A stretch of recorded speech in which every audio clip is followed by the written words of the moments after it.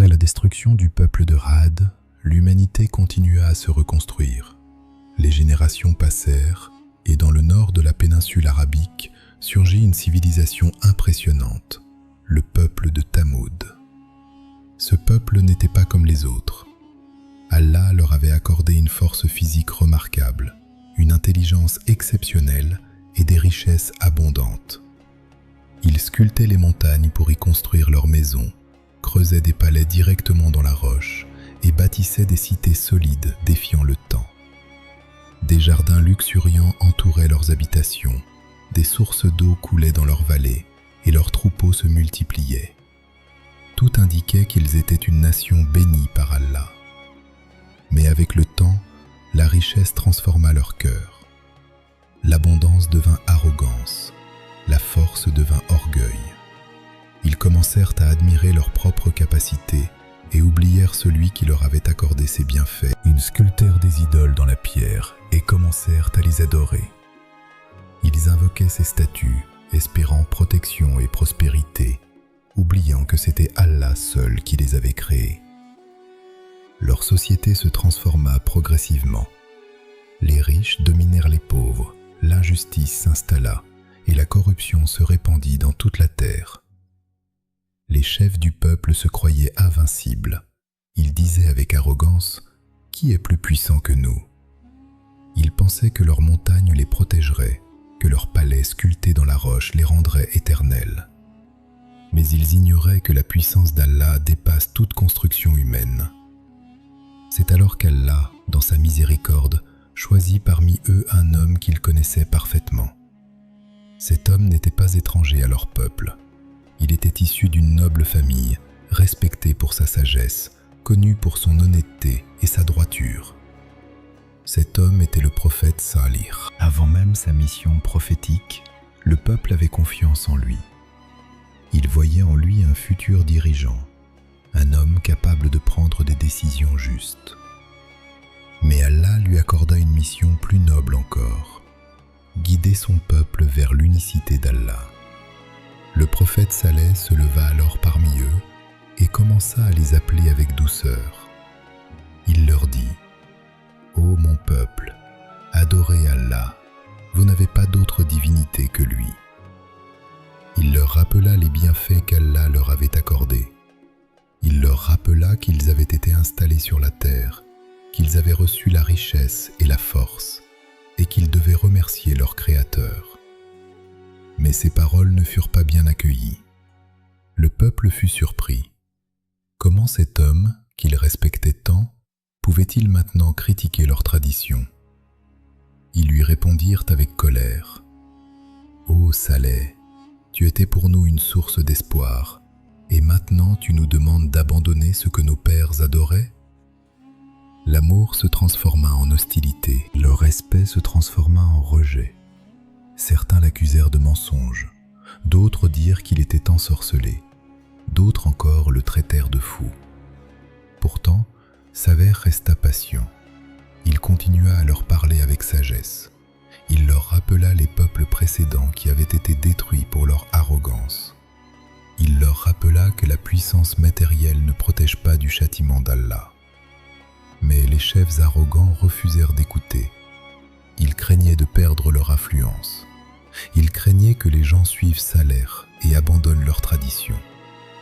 Peu à peu, la société se divisa en deux groupes. D'un côté, les faibles, les pauvres et ceux dont les cœurs étaient sincères commencèrent à croire en Saleh. De l'autre, les chefs arrogants persistèrent dans leur orgueil. Ils se moquaient des croyants, ridiculisaient Saleh et tentaient de convaincre le peuple qu'il mentait. Malgré cela, Saleh continua sa mission avec patience, car il savait que la guidance appartient à Allah. Les jours passèrent, les avertissements se multiplièrent, mais l'arrogance du peuple augmenta. C'est alors que les chefs du peuple décidèrent de confronter Saleh publiquement. Ils voulaient mettre fin à son appel. Ils voulaient lui demander un miracle impossible, pensant qu'il échouerait et que tout le monde abandonnerait son message. Sans le savoir, ils allaient demander un signe qui allait changer leur destin pour toujours. Les chefs du peuple de Thamoud se rassemblèrent alors dans leur lieu l'arrogance dominait leur cœur et ils étaient convaincus que le prophète Salih ne pourrait jamais prouver ce qu'il avançait. Ils décidèrent de lui demander un miracle impossible, un signe qui, selon eux, mettrait fin à son appel une fois pour toutes. Devant la foule réunie, ils montrèrent un immense rocher isolé dans la vallée, une pierre massive, lisse et solide, connue pour sa dureté. Puis ils dirent d'un ton provocateur : « Si tu es vraiment un messager d'Allah, fais sortir pour nous de cette pierre une chamelle vivante. » Mais ils ne s'arrêtèrent pas là. Ils exigèrent que cette chamelle soit grande, belle et enceinte. Ils imposèrent des conditions impossibles selon la logique humaine, pensant que jamais une créature vivante ne pourrait sortir d'une pierre froide et inanimée. Ils pensaient que Saleh échouerait et que le peuple abandonnerait définitivement son message. Le prophète Salih les regarda calmement. Il connaissait leur arrogance, mais il savait aussi que la puissance d'Allah dépasse toute imagination. Il leur demanda alors : « Si Allah vous accorde ce miracle, croirez-vous en lui et me suivrez-vous » Les chefs répondirent d'une seule voix : « Oui, nous croirons. » Ils pensaient que cela n'arriverait jamais. Alors le prophète Salih se retira pour invoquer Allah. Il leva les mains avec humilité, demandant à son Seigneur de montrer un signe clair pour guider son peuple. La vallée devint silencieuse. Les regards se tournèrent vers la pierre. Le vent sembla s'arrêter, comme si la création entière attendait un événement extraordinaire. Puis soudain, la terre commença à trembler. Un grondement profond résonna dans la vallée. Les visages changèrent. L'arrogance se transforma en inquiétude. La pierre massive commença à se fissurer lentement. Les fissures s'élargirent et un bruit puissant se fit entendre, comme si la montagne elle-même s'ouvrait. Sous les yeux stupéfaits du peuple, la roche se fendit, et de cette pierre surgit une immense chamelle vivante. Elle était magnifique, imposante et enceinte comme il l'avait demandé. Le miracle était devant eux. Les gens reculèrent de peur. Certains restèrent figés, incapables de parler. Ils venaient de voir la vie sortir d'une pierre morte. C'était un signe clair, une démonstration évidente de la puissance d'Allah. Le prophète Salih s'avança alors et dit avec gravité : « Voici la chamelle d'Allah, un signe pour vous. Laissez-la paître sur la terre d'Allah et ne lui faites aucun mal, sinon un châtiment douloureux vous saisira. » Allah établit également une règle pour le peuple. L'eau du puits serait partagée entre eux et la chamelle. Un jour, la chamelle boirait toute l'eau et le lendemain, le peuple pourrait boire. Mais ce qui rendait ce miracle encore plus impressionnant, c'était que lorsque la chamelle buvait, elle produisait une quantité énorme de lait. Ce lait suffisait pour toute la tribu. Les gens remplissaient leurs récipients, leurs enfants buvaient à satiété, et même les pauvres pouvaient profiter de cette bénédiction. Certains cœurs furent touchés par ce miracle. Ils crurent immédiatement en Allah et en son messager. Ils comprirent que ce signe ne pouvait venir que du Créateur des cieux et de la terre. Mais les chefs arrogants refusèrent toujours de croire. Malgré le miracle évident, ils dirent que c'était de la magie. L'orgueil les empêchait d'accepter la vérité. Chaque jour, la chamelle marchait dans leur vallée, paisible et majestueuse. Chaque jour, elle rappelait au peuple la puissance d'Allah. Chaque jour, elle devenait une épreuve pour leur cœur. Cette scène nous enseigne une leçon profonde. Allah peut envoyer des signes évidents, mais seuls les cœurs sincères acceptent la vérité. Les arrogants, même face au miracle, choisissent l'aveuglement. Le peuple de Thamoud avait vu la pierre se fendre, la vie sortir du rocher et la bénédiction du lait couler devant eux. Pourtant, leur orgueil commença à se transformer en jalousie et en colère. Et c'est ainsi que la présence de la chamelle, qui était une miséricorde d'Allah, devint pour eux une source de haine. Sans le savoir, ils allaient bientôt franchir une limite dangereuse, celle de comploter contre le miracle d'Allah lui-même. Au fil des jours, la présence de la chamelle devint de plus en plus lourde pour les chefs du peuple de Thamoud. Chaque fois qu'elle apparaissait, elle rappelait leur incapacité à nier la vérité. Elle marchait paisiblement dans leur vallée, imposante et majestueuse, et les troupeaux s'écartaient devant elle comme si même les animaux reconnaissaient ce signe divin. Lorsque venait son tour de boire, elle s'approchait du puits et personne n'osait s'y opposer. Elle buvait toute l'eau, puis s'éloignait calmement. Mais le lendemain, elle donnait une quantité incroyable de lait, suffisante pour nourrir toute la tribu. C'était un miracle vivant, une bénédiction visible chaque jour. Pourtant, au lieu de se rapprocher d'Allah, les cœurs orgueilleux commencèrent à se remplir de jalousie et de colère.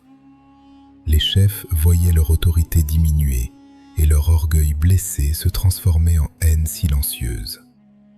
Les réunions secrètes commencèrent alors. Les leaders de Thamoud se rassemblaient loin du regard du peuple.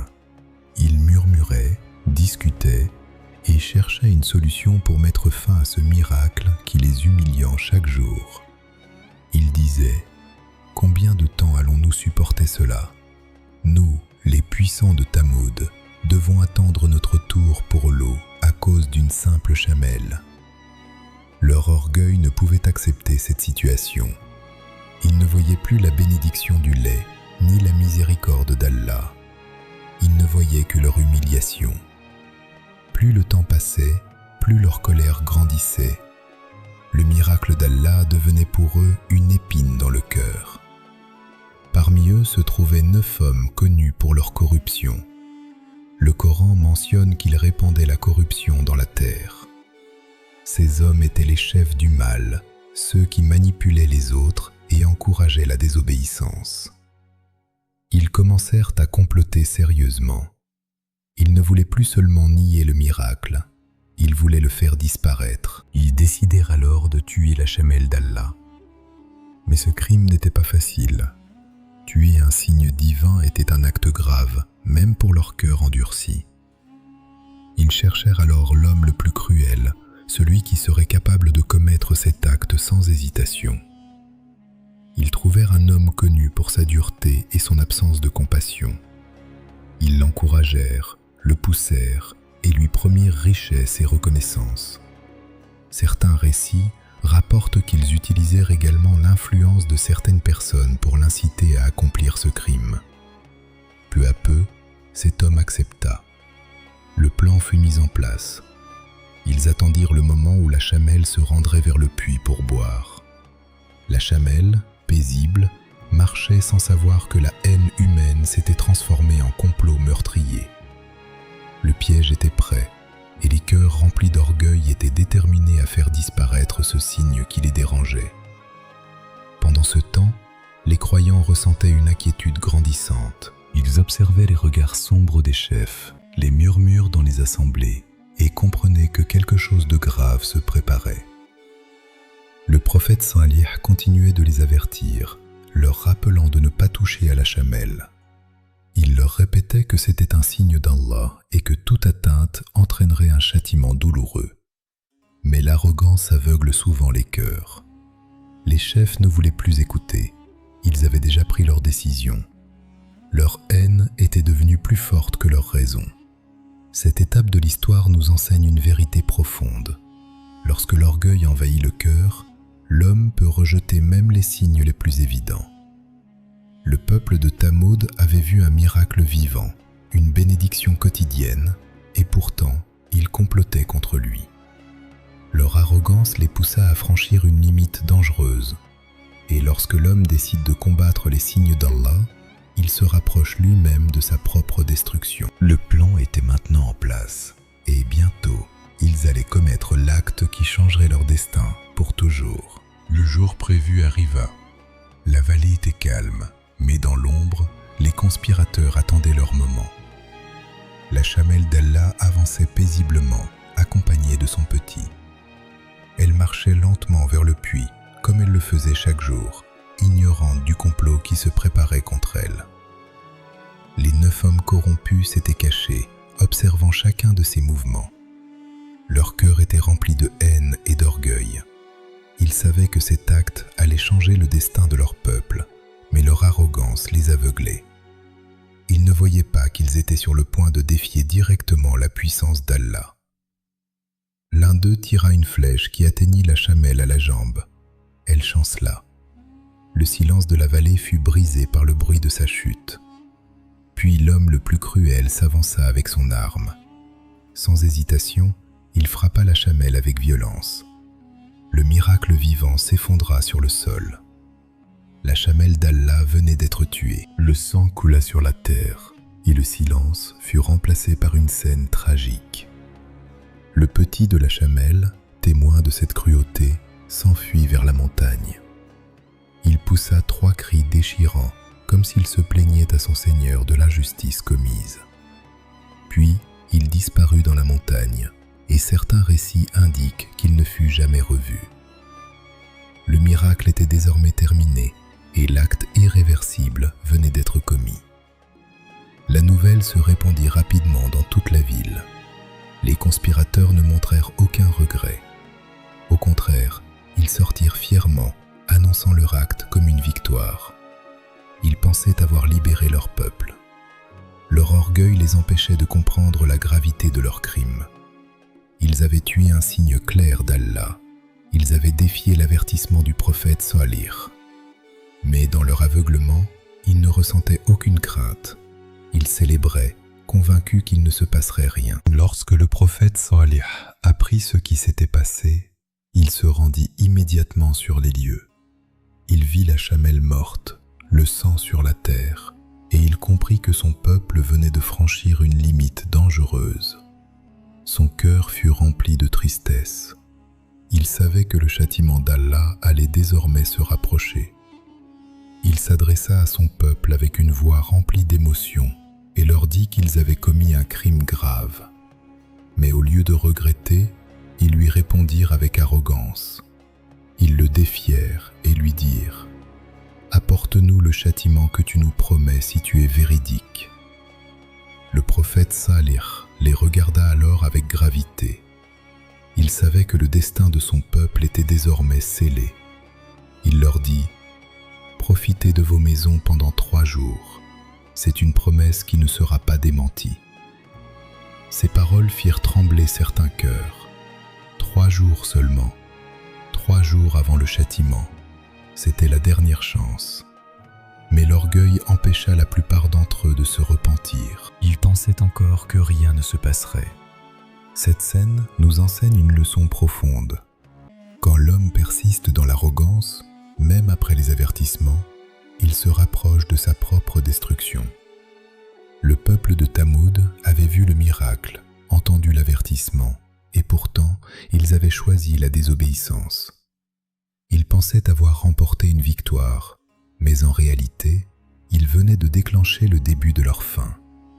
Les 3 jours allaient maintenant commencer, et avec eux, la peur allait envahir toute la ville. Le premier jour commença dans une atmosphère lourde et inhabituelle.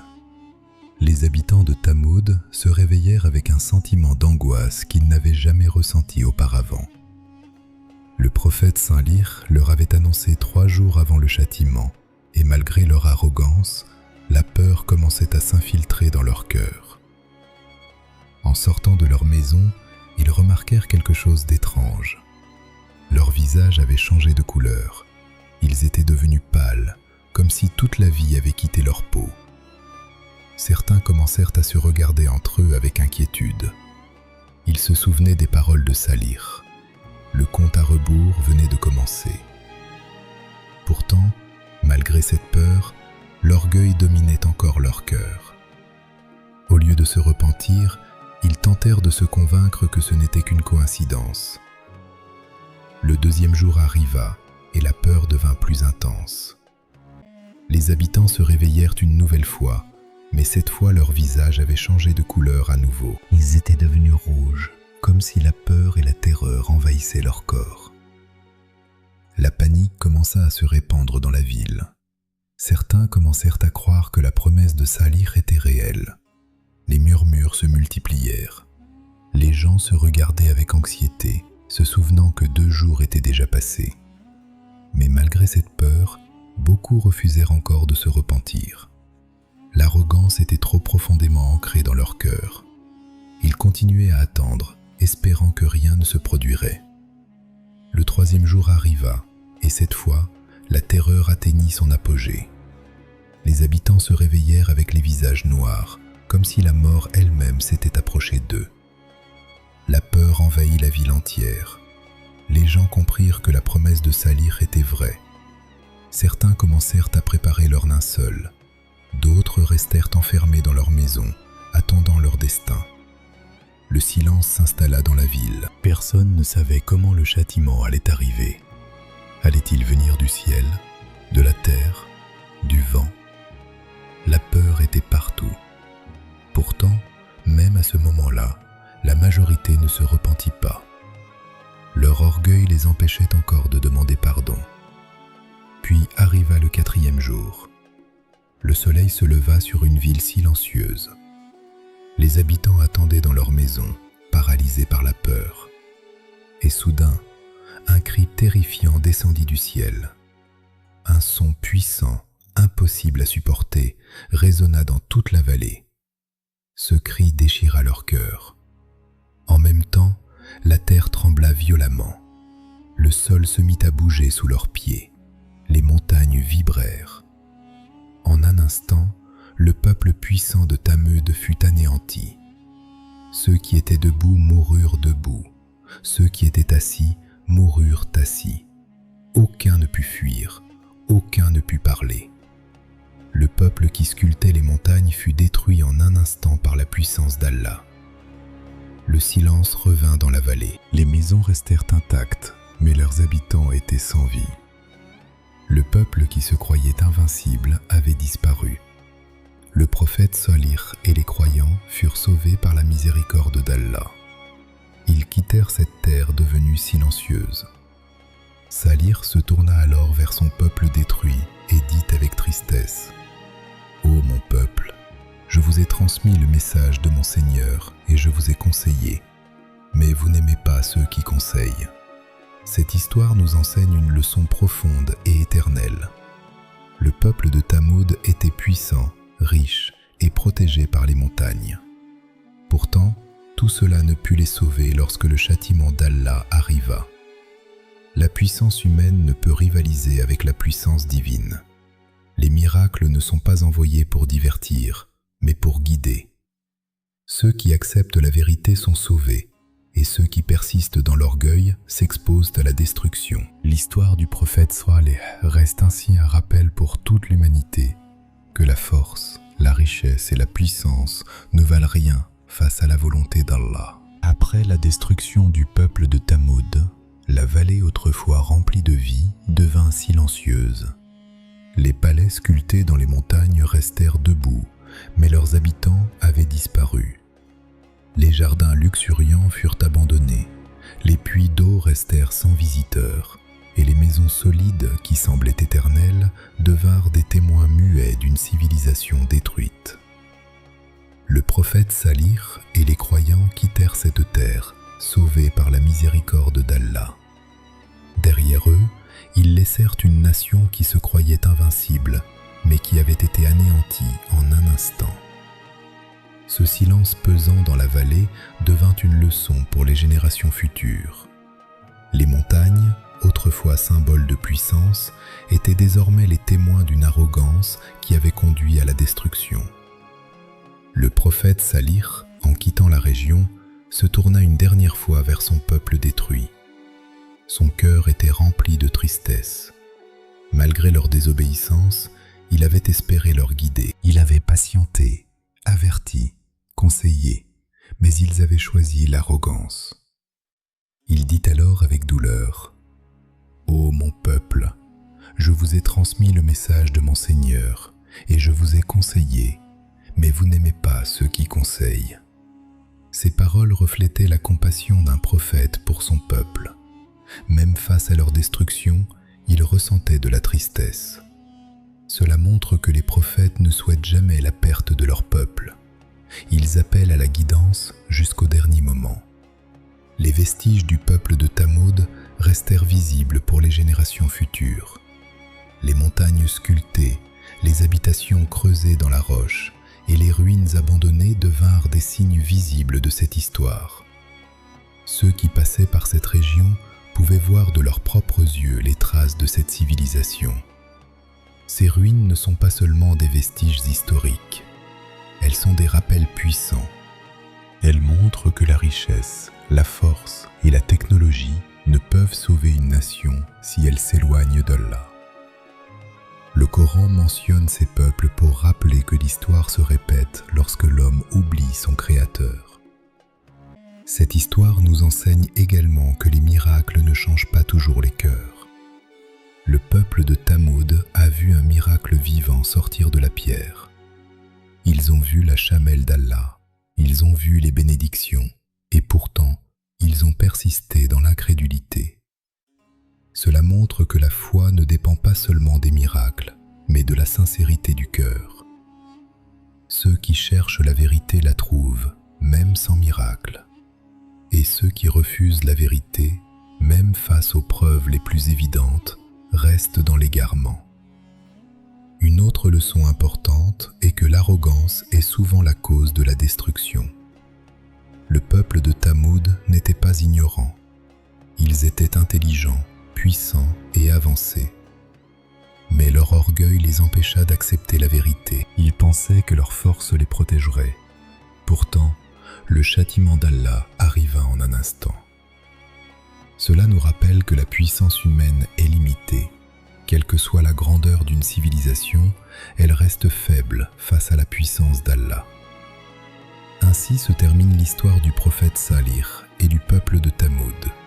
Une histoire de richesse, d'arrogance, de miracles et de destruction. Une histoire qui nous rappelle que la guidance est une miséricorde et que rejeter la vérité peut conduire à la perte. Les montagnes sculptées restent encore aujourd'hui comme un témoignage silencieux. Elles racontent l'histoire d'un peuple puissant qui a défié son prophète, rejeté le miracle et affronté la puissance d'Allah. Et cette histoire reste un rappel éternel pour ceux qui réfléchissent, pour ceux qui cherchent la vérité et pour ceux qui veulent comprendre que la véritable puissance appartient uniquement à Allah.